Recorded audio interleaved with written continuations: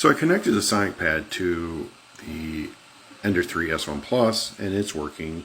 I've done a few prints, no errors, everything seems to be going pretty good. I did try to connect it to the Sovol SV06 Pluses I have, and weird errors. One machine will get an error where the other one won't. I've dorked with the NG code to get it to close the files. It's not closing files. Just weird problem. But the S1 has been printing some benchies and stuff here, and they're doing pretty good. I got a couple more over here. Now, I did these off the Sovols, but like I said, you see that little knob right there? It's because it just decided to stop and set there. And I changed the NG code and did the same thing here. Just kind of stopped there.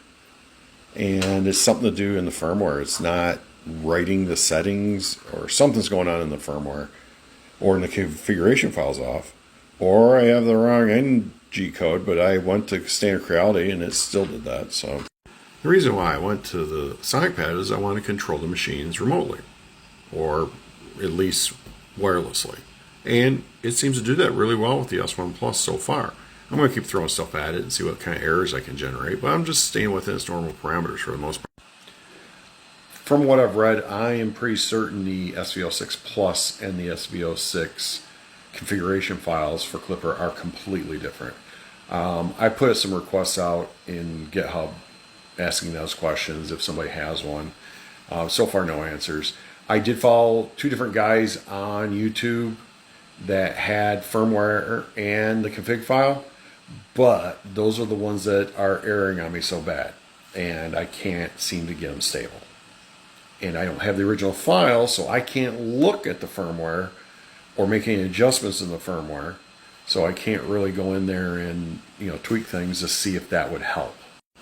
So if you have connected an SV06 Plus to the Sonic Pad and have it running pretty much perfectly, if you're willing to share files, I would love to give it a shot, because I think if I get those two on the Sonic Pad, it'd be great.